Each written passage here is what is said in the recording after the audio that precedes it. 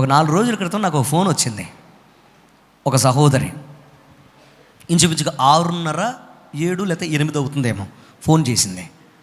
అమ్మా చెప్పండి అని అంటే, ఏమండి మీరు పాస్టర్ గారేనా, అనిల్ గారేనా అంది. అవునమ్మా అన్నా. అని అంటే ఆమె వెంటనే కొంచెం ఏడుస్తూ ఇలా అంటుంది. ఏమనంటే, అయ్యా ప్రార్థన చేస్తారండి అని అంది. అమ్మ చేస్తానమ్మా, సమస్య ఏంటి అని అడిగాను. ఏమండి నేను చాలా బాధలో ఉన్నానండి. వాస్తవానికైతే ఇలాగే స్టార్ట్ చేసింది. వాస్తవానికైతే నేను చనిపోవాలనుకుంటున్నానండి. నేను ఊరు బయట ఒక సత్రం లాంటిది ఉంటే దాని మీద కూర్చొని ఉన్నాను నా కుమార్తెను తీసుకొని. నేను చావడానికి సిద్ధంగా ఉన్న అంత సమస్యలో ఉన్నాను అంది. సమస్య ఏంటి అని అడిగితే పక్కన అమ్మాయి ఏడుపు కూడా వినపడుతుంది. అడిగి ఏంటమ్మా అంత బాధపడుతున్నారు, సమస్య ఏంటనంటే అప్పుడు ఆ తల్లిలాగా చెప్తుంది. ఏమనంటే, ఏమీ లేదండి, నాకు పెళ్ళయింది. పెళ్ళైన తర్వాత 2 కుమార్తెలు పుట్టారు. 2 కుమార్తెలు పుట్టిన తర్వాత నా భర్త వ్యాపారాలు చేసి నష్టపోయి భయంకరమైన ఆ నష్టాల్లో కృంగిపోయి ఆ భయంకరమైన వ్యాధి బారిన పడి చనిపోయాడండి. 2 ఆడపిల్లలు నాకు. భర్త చనిపోయిన తర్వాత అతను చేసిన అప్పులకి మా ఆస్తులన్నీ అమ్మేసి అప్పులు కట్టేసాము. చనిపోయిన తర్వాత కొన్ని డబ్బులు వచ్చినాయి.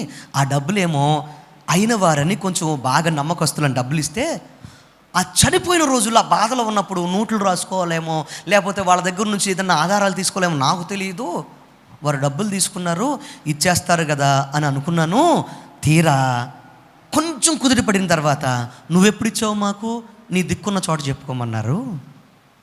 అప్పుడు మా యొక్క తోబుట్లు అలాగే తల్లిదండ్రులు ఏం చేశారంటే, ఇలాగ 2 పిల్లల్ని పెట్టుకొని బ్రతకడం చాలా కష్టం, నువ్వు చిన్నదానివి అని ఏం చేశారంటే 3 సంవత్సరాల క్రితం నాకు పెళ్లి చేశారండి. మళ్ళా పిల్లలు లేని ఒక వ్యక్తిని చూసి పెళ్లి చేశారండి. చాలా సంతోషంగా, మంచిగా చూసుకుంటాడమ్మా పిల్లల్ని కూడా అని అంటే, నాకేదో సుఖం కావాలి, నాకేదో భర్త కావాలని ఆశపడలేదండి. నా పిల్లలకు ఒక ఆధారంగా తండ్రి ఉంటాడని ఆశపడి పెళ్లి చేసుకున్నానండి. 3 సంవత్సరాలు మాకు పెళ్ళైన ఒక నెల వరకు బాగానే ఉన్నాడు. నెల తర్వాత తెలిసింది అతను భయంకరమైన తాగుబోతని. బాధాకరమైన విషయం ఏంటంటే పాస్టర్ గారు, దినాము చిత్రహింసలు పెడతాడు. అంత మాత్రమే కాదు, అసలు నా పిల్లలు కూడా విపరీతంగా కొట్టేస్తూ ఉంటే, పెద్ద కుమార్తెను తీసుకెళ్ళి హాస్టల్లో వేశాను. చిన్నమ్మాయిన హాస్టల్కి వెళ్ళమంటే వీడి బెంగతో నన్ను విడిచిపెట్టి వెళ్ళట్లా. అమ్మ నువ్వు అక్కడైనా చదువుకో అంటే నాకేమైపోద్దని తొందరలో వెళ్ళట్లా. పోనీ ఎవరైనా వచ్చి కనుక మాతో మాట్లాడారనుకోండి, వారి మీదకి వెళ్ళి వారి మీద పడి వారిని తిట్టడం, వారిని కొట్టడం చేస్తూ ఉంటే ఎవ్వరు మాతో మాట్లాడరండి. ఈరోజు పని నుంచి వచ్చాడు, విపరీతంగా తాగేసి ఉన్నాడు. ఆ కారణంగా నన్ను కొట్టి, నా కుమార్తెను కొట్టి ఇంట్లోంచి బయటికి గెంటేశాడు. ఏ రోజు జరగనంత భయంకరమైన అవమానం జరిగింది. ఇంకా వెనక్కి తిరిగి వెళితే చంపేస్తాడని భయం మొదలైంది. ఇక నాకు బాధ వస్తుందండి. 2 కుమార్తెలంటే మా వాళ్ళకి భారం, కానీ ఓ పని చేయాలనుకున్నానండి. నేను ఈ కుమార్తె 2 చనిపోదాం, ఒకదాన్ని అయితే ఏదో రకంగా మా వాళ్ళు పెంచి పెళ్లి చేస్తారు అనే ఉద్దేశంతో నేను ఊరు బయటకు వచ్చేసానండి. చిన్న సత్రం లాంటిది ఉంటే అక్కడ ఉన్నాను.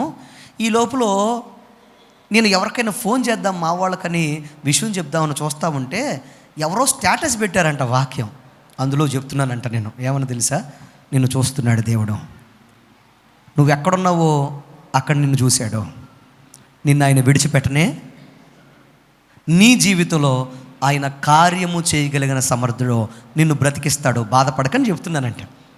వెంటనే దాన్ని స్క్రీన్ షాట్ తీసుకొని ఆ స్క్రీన్ షాట్లో ఉన్న నెంబర్కి, అంటే మన వీడియోలో నెంబర్కి ఫోన్ చేసింది. అయ్యా ఇన్ని సంవత్సరాలుగా వేదన నా దేవుడు, మీరు చెప్తున్న దేవుడు నన్ను చూడట్లేదా అయ్యా, మీరు నాకు ఒక హెల్ప్ చేయాలండి అంది. ఏం చేయమంటావు అమ్మా అంటే, ఏమన్నా అడుగుద్దామనుకున్నాను. తన దేన స్థితిని ఆ మాటలు విని ఏడుస్తూ ఉంటే ఏమని తెలుసా, నేను చనిపోయిన నరకములోకి తీసుకెళ్లకుండా దేవుని యొక్క రాజ్యంలోకి వెళ్ళడానికి నాకు అవకాశం అని ప్రార్థన చేస్తారా అంది. అప్పుడు నేను అన్నాను, కొద్ది నిమిషాలు నువ్వు అలా ఓపు పట్టు, 4 మాటలు నన్ను మాట్లాడిస్తావా అన్నాను. చెప్పండి అయ్యారు అంటే, కొద్దిసేపు దేవుని గురించి చెప్పుకుంటూ వచ్చాను. అమ్మా నీ జీవితంలో ఆలస్యమైంది, కంగారు పడుతున్నావు, బాధ ఆలస్యమైంది, అర్థం చేసుకుంటాను. ఎందుకంటే చాలా వేదన పడ్డావు, సుదీర్ఘంగా 3 సంవత్సరాలు ఏదో ఆధారానికి పోయి నీ జీవితంలో మరింత బాధతో ఉన్నావు. నేను అర్థం చేసుకోగలను. కానీ నా దేవుని గురించి చెప్తాను విను. ఆయన ఎలాంటి కార్యాలు చేయగలడో చెప్తాను విను. ఆయన అద్భుతాలు చేసే దేవుడు. నీ స్థితిగతులు ఆయన మారుస్తాడు. నువ్వు ఎక్కడ ఏడ్చావో అక్కడే నేను నవ్వేటట్లుగా చేస్తాడు. అంతెందుకు, ఇప్పుడు నా మాట విని నువ్వు వెనక్కి తిరిగి వెళ్ళు.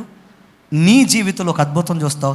నిన్ను కొట్టిన భర్త నిన్ను మాట్లాడుకుని ఇంట్లోకి చేర్చుకుంటాడు. అయ్యి బాబోయ్, మీకు తెలియదు అయ్యగారు, చంపేస్తాడండి. అది నేను లేదమ్మా, నేను చెప్తున్నాను విను. దేవుని మీద నమ్మకం ఉంచి, ఇప్పుడు నువ్వు ఏదో నమ్మకం అయితే, ఏ నమ్మకంతో అయితే నాకు ఫోన్ చేశావో అదే నమ్మకంతో ఒక్కసారి వెనక్కి వెళ్ళు.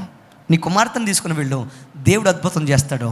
ఏ మాత్రం నీకు ఎటువంటి ఇబ్బంది ఉండదు అని చెప్తే, కొద్దిసేపు చెప్పిన తర్వాత, ప్రార్థన చేసిన తర్వాత నమ్మి తన కుమార్తెను తీసుకుని ఇంటికి వెళ్ళింది. ఆశ్చర్యకరమైన కార్యం ఏంటి తెలిపిన, చూశాడంట. కుమార్తెను తీసుకుని ఇంట్లోకి వెళ్తా ఉంటే ఏ మాత్రం మాట్లాడకుండా బయట ఉన్నవాడు రూమ్లోకి వెళ్ళిపోయాడంట. వెళ్ళింది, లోనికి వెళ్ళింది, గబగబా ఇంటి పనులు చేసుకుంది, తన కుమార్తెకి అన్నం పెట్టింది. ఆయన కూడా అన్నం పెట్టి అక్కడ పెడితే సైలెంట్గా వచ్చి భోజనం చేశాడంట. నిన్న ఫోన్ చేసింది, నిన్న సాయంత్రం నాకు. ఇప్పటి వరకు మళ్ళా ఏ మాట కూడా వ్యతిరేకంగా ఒక మాట కూడా మాట్లాడలేదంట.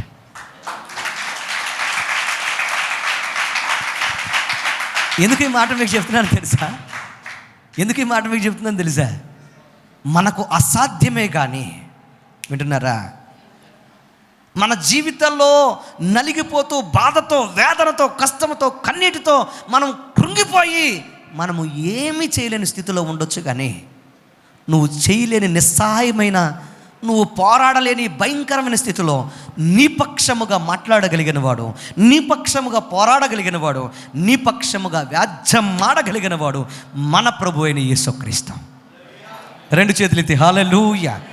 అంతటి గొప్ప దేవుడు ఆయన. ఎందుకు ఈ మాట మీకు చెప్తున్నానంటే, ఆయన ఆలస్యం మన జీవితంలో శాపము మాత్రం ఎంత మాత్రం కానే కాదు. ఆయన ఆలస్యం నీ జీవితంలో ఒక అద్భుతమైన విషయాన్ని మీరు గమనించాలని మీకు మనవి చేస్తున్నాను. అబ్రహాము జీవితంలో, తన భార్య జీవితంలో దేవుడు ఆలస్యం చేశాడు 100 సంవత్సరాలు అబ్రహాము. కానీ దేవుడు ఒక బలమైన, అద్భుతమైన ఒక సాధనాన్ని సిద్ధపరిచాడు. ఎలాంటి సాధనమో తెలుసా?